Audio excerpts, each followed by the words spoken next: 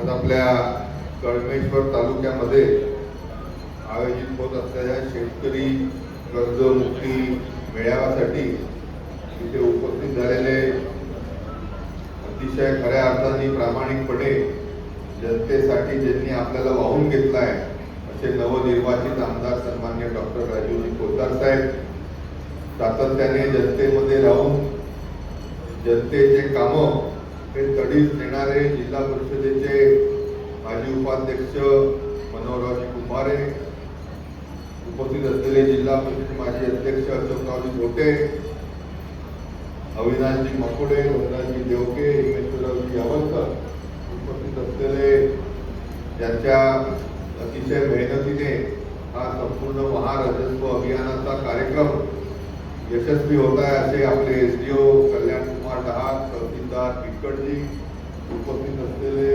तुमच्यावरचे सर्व सन्मान्य नेते, पदाधिकारी, अधिकारी, सन्मान्य डॉक्टर साहेबांनी ज्या सर्वांची नावं घेतली असे सर्व सन्मान्य मंडळी, इथे तालुक्यातून मोठ्या प्रमाणामध्ये उपस्थित झालेले आमचे सर्व शेतकरी बांधवांनो, महिला भगिनींनो, माझ्या सर्व तरुण नवयुवकांनो, कालचीच बातमी आहे. केळवद जवळच्या छत्रापूर येथे एका कास्तकारानं सावकारी पासून कर्जामुळे आत्महत्या. मागच्या आठवड्यातील अशीच परिस्थिती आपल्या पुण्या एका गावामध्ये आपल्याला पाहायला. सातत्याने या जिल्ह्यामध्ये आत्महत्या शेतकऱ्यांच्या का होता हा खऱ्या अर्थाने प्रश्न आपल्या सर्व शेतकऱ्यांसमोर आपला. आणि म्हणून आमच्या सर्व आमदारांच्या आग्रहास्तव सन्माननीय मुख्यमंत्र्यांनी अतिशय मोठी विना कोणत्या अटी शर्तीची 2 लाखापर्यंतची कर्ज मुक्ती ही आपल्या शेतकऱ्यांना दिली आहे. नक्कीच अपेक्षा आहे त्याच्या माध्यमातून शेतकऱ्यांच्या अडचणी आणि शेतकऱ्यांच्या होणाऱ्या आत्महत्या या थांबलेल्या नक्कीच राहतील. आणि सन्माननीय मुख्यमंत्री ज्यांचा वाढदिवस आपण आजच्या दिवशी प्रत्येकच कास्तकार रक्तदान करून साजरा करतो आहे. आणि ह्या राज्यामध्ये एक नवीन उच्चांक ब्लड डोनेशनचा सन्माननीय मुख्यमंत्री देवेंद्रजी फडणवीस यांच्या वाढदिवसानिमित्त जो होतो आहे त्यामध्ये आपण कळमेश्वर सावनेर तालुक्यातले देखील कास्तकार हे सहभागी होत आहे. आपली कृतज्ञता त्या निमित्ताने मुख्यमंत्र्यांच्या प्रती त्यांच्या वाढदिवसाला आपण दाखवण्याचा आपला हा लहानसा प्रयत्न. आपल्या सर्वांना माहिती आहे की 2014 पासून जे शेतकऱ्यांनी कधी अपेक्षाही केलं नव्हतं अशा सर्व गोष्टी सातत्याने घडतात. मुख्यमंत्री महोदयांनी त्यांच्या मुख्यमंत्री कार्यकाळामध्ये ही दुसरी कर्जमाफी त्या निमित्ताने आपल्याला दिली आहे. वीज बिल माफी ही त्यांच्या कार्यकाळामध्ये आपल्याला मिळाली आहे. 7.5 हॉर्स पॉवर पर्यंतच्या पंपाला कोण्याही कास्तकाराला 1 रुपयाचं देखील बिल हे आता येत नाही. नव्याने जाहीर झालेले जे जुने थकीत आपले वीज बिलाचे होते ती वीज बिल मुक्ती त्या निमित्ताने आपल्याला मिळाली आहे. कोणताही एमएससीबीचा अधिकारी आपल्या शेतावरच्या पंपासाठी जुनं आपलं जे देणं आहे ते आता मागायला येणार नाही. त्या निमित्ताने कर्जमुक्ती सोबत वीज बिल मुक्ती देखील करणारा जर कोणता मुख्यमंत्री या देशात असेल तर ते आपले सन्माननीय मुख्यमंत्री देवेंद्रजी फडणवीस. आपल्या सर्वांना माहिती आहे की मोदीजींच्या नेतृत्वामध्ये 2014 पासून केंद्रामध्ये सरकार आल्यानंतर प्रत्येक 6 महिन्याला 6,000 रुपये हे पीएम किसान सन्मान निधीचे आपल्याला मिळतात. राज्य सरकारकडून 6,000 रुपये आपल्याला मिळतात. आणि म्हणून महिन्याचे 12,000 रुपये शेतकऱ्याला देणारं जर सरकार कोणतं असेल तर ते आपलं सरकार आहे. आणि म्हणून मोदीजींच्या नेतृत्वामध्ये, फडणवीसजींच्या नेतृत्वामध्ये सरकारच्या माध्यमातून जास्तीत जास्त योजना या शेतकऱ्याच्या हिताच्या आपल्याला मागच्या कालखंडामध्ये पाहायला मिळतात. आपल्या शेतकऱ्याच्या घरची माऊली तिला महिन्याचे मिळणारे 1500 रुपये लाडकी बहीण योजनेच्या माध्यमातून हे आता सुरू झालेले आहे. आणि येणाऱ्या काळामध्ये जशी कर्जमुक्तीचं आश्वासन डॉक्टर साहेब आपण पूर्ण केलं तसं आमच्या लाडक्या बहिणींना 2100 रुपये दिल्याशिवाय देखील आम्ही थांबणार नाही. आणि म्हणून दिलेले आश्वासन केंद्राचे असो राज्याचे असो हे पूर्ण करणारं आपलं सरकार आहे. आणि त्या माध्यमातून नक्कीच प्रत्येकच कुटुंबाला, ग्रामीण भागाच्या शेतकरी असेल, शेतमजूर असेल, या धर्माचा असेल, कुठल्या जातीचा असेल, कोणाही मध्ये भेदभाव न करता ग्रामीण परिस्थिती सुधारली पाहिजे. ग्रामीण कुटुंबामध्ये जे काही आपण सरकारच्या माध्यमातून करू शकतो ते करून देण्याची किमया ही नक्कीच मागच्या 12 वर्षामध्ये आपण पाहिलेली आहे. आणि म्हणून वीज बिल माफीच्या माध्यमातून असेल, कर्जमुक्तीच्या माध्यमातून असेल, लाडकी बहीण योजनेच्या माध्यमातून असेल, शेतकऱ्याला वर्षाला मिळणारे 12,000 रुपये असतील, आणि आता समजा पाऊस कमी झाला तर जिल्हा नियोजन समितीच्या माध्यमातून दुबार पेरणीसाठी देखील जर गरज पडली तरी देखील बियाण्यासाठी पैसे हे त्या निमित्ताने आपण देणार. प्रत्येकच कास्तकाराच्या घरा शेतापर्यंत जाणारे पांढर रस्ते हे देखील आता करणं सुरू झालंय. या 5 वर्षामध्ये कळमेश्वरच्या प्रत्येक शेतकऱ्याच्या शेतापर्यंत जाणारा पांढर रस्ता हा आम्ही आणि मनोहरराव कुंभारे आणि आमचे सर्वजण मिळून करून दाखवू असा देखील विश्वास आजच्या दिवशी आपल्याला. शेवटी पांढरा रस्ता त्याच्या शेतापर्यंत गेल्यामुळे त्याच्या शेतीची जमिनीची किंमत वाढते, त्याच्या मालाला आणण्या नेण्याची सोय होते, आणि मोटरसायकलवर फिरणारा त्याचा पोरगा तो कधी शेतात जायला पाहत नाही. किमान या निमित्तानं पांढरा तरी शेतात जाईल आणि आपल्या वडिलाचा हातभार करेल. पण या पोरा पोरीचं देखील लक्ष हे त्या निमित्ताने आपण देणार आहे. आणि ह्या विदर्भातला सर्वात मोठा कोल गॅसिफिकेशनचा 70,000 कोटी रुपयाचा कारखाना, ज्याच्या माध्यमातून 30,000 पोरा पोरींना रोजगार मिळणार आहे, तो देखील जर कुठे आला असेल तो आपल्या लिंगाला कळमेश्वरला आला आहे. आणि त्या माध्यमातून आर्थिक कुटुंब हे सक्षम येणाऱ्या पुढच्या काळामध्ये नक्कीच झाल्याशिवाय राहणार नाही असा देखील विश्वास आजच्या या शेतकरी कर्जमुक्ती मेळाव्याच्या नावाने मी आपल्याला. आपण पाहिलं 2001 साली नागपूर जिल्हा सहकारी बँक समजा घोटाळ्यात डुबली नसती तर शेतकऱ्यांच्या आत्महत्या 20 वर्ष आपल्या जिल्ह्यामध्ये झाल्या नसत्या. शेवटी शेतकऱ्याला जिल्हा सहकारी बँक ही आपल्या हक्काची बँक आहे. तिथून कधी जाऊन तो कर्ज एवढे 50, 60, 70 वर्ष उचलत होता, आणि जेव्हा गरज पडली तेव्हा तो शेतीच्या कामाला ते पैसे लावत होता. अतिशय वाजवी व्याजामध्ये. बाई बसा तुम्ही, तुमचा प्रश्न माहिती आहे मला. मी आलो जिल्हा सहकारी बँकेवर, बसा बसा. आणि म्हणून जिल्हा सहकारी बँक जेनं खाल्ली जे काय झालं हे मी सांगितल्यापेक्षा प्रत्येकाला तुम्हाला माहिती आहे. आणि आज परिस्थिती अशी आहे की जिल्हा सहकारी बँक पहिल्यांदा या सहकार क्षेत्राच्या इतिहासामध्ये देशामध्ये आपण त्याच्यावर संस्थात्मक प्रशासक बनतो. आपण काय पाहत होतो पहिले, बाबा हे संस्था चांगली चालत नाही याच्यावर येणे प्रशासक बनवा. एक व्यक्ती आल्यानं काही फरक पडत नाही. 4 जण आले तरी व्यक्ती म्हणून ते काही जास्ती हातभार त्या बँकेच्या किंवा सहकारी संस्थेच्या उत्थानासाठी लावू शकत नाही. पण महाराष्ट्र राज्य सहकारी बँकेची भली मोठी बँक ही आता आपल्या जिल्हा सहकारी बँकेवर प्रशासक म्हणून आली आहे.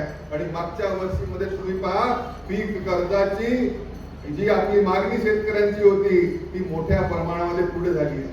मागच्या मार्चचा जर आपण त्याचा बॅलन्स शीट पाहिली तर नफ्यामध्ये पहिल्यांदा 22 वर्षामध्ये या राज्य सहकारी बँकेने आपली Nagpur district central cooperative bank त्या निमित्ताने आली आहे. 2-4 वर्षामध्ये बँक सक्षम झाल्यानंतर शेतकऱ्याला आपल्या हक्काच्या बँकेतून परत एकदा कर्ज सुरळीत मिळेल, आणि नॅशनलाइज बँकेच्या मागे जो त्रास ते देतात ते सहन करण्याची गरज मिळत नाही. आजच्या या कर्जमाफीच्या माध्यमातून हजारो शेतकऱ्यांचा फायदा होणार आहे. त्या सर्व लोकांना परत एकदा पीक कर्ज मिळणं हे ह्या सर्व नॅशनलाइज बँका आणि जिल्हा सहकारी बँका देणं चालू करतील. आणि त्याला त्या निमित्ताने सक्षम करण्याच्या दृष्टीने, त्याला आर्थिक पाठबळ त्या निमित्ताने देण्याच्या दृष्टीने या सर्व बँकांना या कर्जमुक्तीच्या माध्यमातून शेतकऱ्यांना मदत करण्याची एकदा परत मिळेल. पण परत काही 3ऱ्या-4थ्यांदा कर्जमाफी होईल असं वारंवार अपेक्षा करणं सरकारनं देखील गैर आहे. सरकार पैसा कुठून आणणार आहे? आणि म्हणून आपण समजून घेतलं पाहिजे की आपल्या पोराले मोटरसायकल जरी घ्यायची राहिली तर बँक मग कर्ज देत नाही. आपला सिबिल रेकॉर्ड खराब होतो. आणि म्हणून याच्यानंतर प्रामाणिकपणे जो काही पैसा घेतला तो व्याजासकट, व्याजही काही जास्ती नाही आहे, त्याच्यातही 3% सरकार तुमचं व्याज भरते. आणि म्हणून नियमित होण्याचे प्रयत्न हे शेतकऱ्यांनी केलेच पाहिजे. आणि प्रामाणिकपणे याच्यानंतर घेतलेलं पीक कर्ज हे वेळेवर जर दिलं तर तुम्हाला 2 लाख नाही, 4 लाख नाही, पश्चिम महाराष्ट्रामध्ये 10 लाख 15 लाखाचं पीक कर्ज ते घेते. ही परिस्थिती आपण आणली पाहिजे. चांगले संत्र्याचे बगीचे, मोसंबीचे बगीचे लावले पाहिजे. आपण नागपूर पासून एवढ्या जवळ आहे, हरदोली सारख्या गावामध्ये फुल शेती करून एका एकराला 6 महिन्याचे 50,000 रुपये कमवणारा कास्तकार मला माहिती आहे. आणि आपल्या सरकारच्या विविध योजनेच्या माध्यमातून असे सर्व प्रयोग ज्याच्या माध्यमातून शेतकऱ्याची शेती फायदेशीर होऊ शकते त्याच्या अनुकरण करण्याची गरज आहे. आमच्या सर्व कृषी विभागाच्या तर्फे, कृषी सहाय्यकांच्या तर्फे या सर्व योजना तुम्ही आजच्या या महाशिबिरातून समजून घ्या आणि त्या निमित्ताने स्वतःला सक्षम करण्याच्या दृष्टीने प्रयत्न करा असं आव्हान आजच्या दिवशी मी आपल्या सर्व शेतकऱ्यांना करतो. जे सर्व लोक एपीएमसी वर बसलाय, खरेदी विक्रीवर बसलाय, अरे कळमण्याच्या एपीएमसी मध्ये सर्रास लूट त्या काळामध्ये जी संत्रा उत्पादकाची होत होती तिला थांबवण्यासाठी, संपवण्यासाठी आज आपण एपीएमसी कळमना ही राष्ट्रीय बाजार म्हणून त्या निमित्ताने घोषित केली आणि तिथच्या भ्रष्टाचारी संचालकांना घरी पाठवलं. आपल्या हक्काची एक कृषी मंडळी म्हणून येणाऱ्या काळामध्ये या कळमना एपीएमसीच्या माध्यमातून आपल्या सर्वांना जास्तीचा फायदा हा देखील करून दाखवण्याच्या मनस्थितीमध्ये आज तिथे नव्याने स्थापित झालेले लोक आहेत ते नक्कीच करतील. आणि ह्या देशातली सर्वात चांगली शेतकऱ्यांच्यासाठी सर्वात हिताची जर मंडी कोणती होईल तर ती आपली कळमण्याची एपीएमसी केल्याशिवाय राहणार नाही. आणि तिथे चाललेलं गोड बंगाल भ्रष्टाचार हा त्या निमित्ताने आता संपलेला आहे. जशी जिल्हा सहकारी बँक खाऊन टाकली होती त्या धर्तीवर कळमण्याची एपीएमसी खाऊन टाकण्याची मनस्थिती होती ते आता होणार नाही. कारण की देवेंद्र फडणवीसांचं सरकार या महाराष्ट्रामध्ये आहे. शेतकरी हिताचं जे जे काही करणं गरजेचे असेल ते छाती ठोकपणे करण्याचं काम हे नक्कीच आम्ही करू असा विश्वास आजच्या दिवशी सर्व शेतकरी समुदायाला त्या निमित्ताने मी देतो. जास्ती वेळ मी आपला घेणार नाही पण दिवसभर हे शिबिर त्या निमित्ताने चालणार आहे. सरकारच्या वतीने विविध विभागाच्या योजना या तुमच्या माहितीसाठी आम्ही इथे उपलब्ध केल्या. आजचं हे महाशिबिर अशा प्रकारचे मागच्या 3 महिन्याने सातत्याने सरकार हे आपल्या दारी येऊन राहिलं आहे. मंडळाच्या ठिकाणी, ग्रामपंचायतीच्या ठिकाणी सरकारचे, तालुक्याचे, जिल्ह्याचे अधिकारी येऊन त्या निमित्ताने सरकारच्या योजनेचा फायदा आपल्या तालुक्यातल्या लोकांना देऊन राहिला आहे. ही परिस्थिती पहिले कधी नव्हती. आपल्याला हेल पाटे खायला लागत होते तालुक्याच्या ठिकाणी जाऊन, जिल्ह्याच्या ठिकाणी जाऊन. हळूहळू का होईना या सरकारला रुळावर आणण्याचं आणि जनतेसाठी काम करण्यासाठी आम्ही बाध्य करतोय. आणि त्याच्या माध्यमातून चांगला असा फायदा हा नक्कीच आम जनतेला झाल्याशिवाय राहणार नाही असा विश्वास आजच्या दिवशी मी या महाशिबिराच्या माध्यमातून करतो. नक्की सन्माननीय मुख्यमंत्री देवेंद्रजी फडणवीसांना आपल्या तालुक्याच्या प्रत्येक व्यक्तीकडनं जन्मदिवसाच्या खूप खूप मनपूर्वक शुभेच्छा देतो. नक्कीच त्यांना उदंड आयुष्य लाभो आणि ह्या राज्याच्या सर्व जनतेची सेवा करण्याची अखंड काळ त्यांना ईश्वर शक्ती देव अशी प्रभूचरणी प्रार्थना करतो. सोबतच आपल्या शेतकऱ्यांना हवाहवासा वाटणारा नेता आपले दिवंगत उपमुख्यमंत्री अजितदादा पवार यांचा देखील आजचा वाढदिवस असता पण त्यांची जयंती त्या निमित्ताने आपल्याला सादर करावं लागते आहे. त्यांनी जो छाती ठोकपणे काम करण्याचं ध्येय ठरलं होतं, प्रत्येक क्षणी विकास आणि जनतेचं भलं हे त्यांच्या रोमारोमामध्ये जसं दिसत होतं, त्यांच्या आदर्शावर चालत आम्ही देखील त्यांच्याप्रमाणे प्रामाणिकपणे काम करू असा विश्वास आपल्या दिवशी सर्वांना देतो. परत एकदा सर्व शेतकऱ्यांचं कर्जमुक्त झाल्याबरोबर मनपूर्वक अभिनंदन करतो. आणि ह्या संपूर्ण प्रक्रियेमध्ये आपल्याला अजून काही काळ थांबावं लागणार आहे. 15-20 दिवसामध्ये जर सांगितलं येतं की मी धाड साहेबांना विनंती केली आहे की सीएफसी सेंटरला तर नक्कीच शेतकरी जाऊ शकतात, पण ग्रामपंचायतीमध्ये देखील आपल्या कम्प्युटर ऑपरेटरच्या माध्यमातून तलाट्याने जर शेतकऱ्याचे हे लहानसा जो काही प्रकारांना भरून घ्यायचा मोबाईलवर SMS आल्यानंतर तो जर केला तर शेतकऱ्यांना जास्ती हेलपाटे घालावे लागणार नाही.